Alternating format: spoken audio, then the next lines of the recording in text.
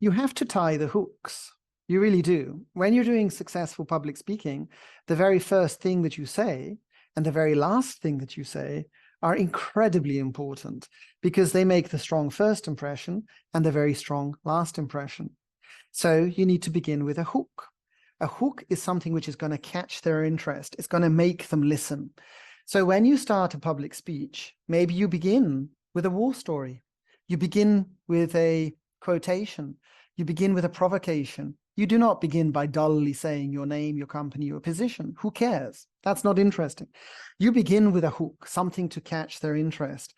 And once you've done that, maybe it's a war story, a little bit later, you can introduce yourself and say your name and then the topic that you're going to be talking about. So that would be one way to hook them at the beginning, especially provocations. A Duracell element can be a very nice hook.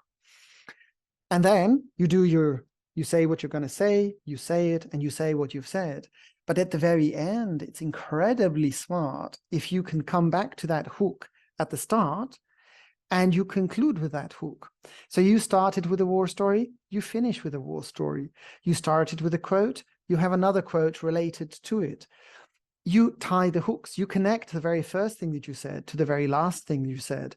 And this beautifully encapsulates what you have been talking about. And it makes it much easier for people to remember and the overall message of your speech.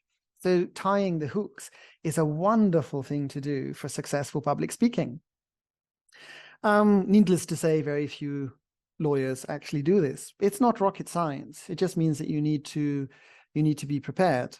So when you're going to do a bubble diagram, instead of having a script or instead of having improvisation for your public speech, be sure to think of a very strong hook at the beginning, a very strong hook at the end, and you're going to tie them and connect them.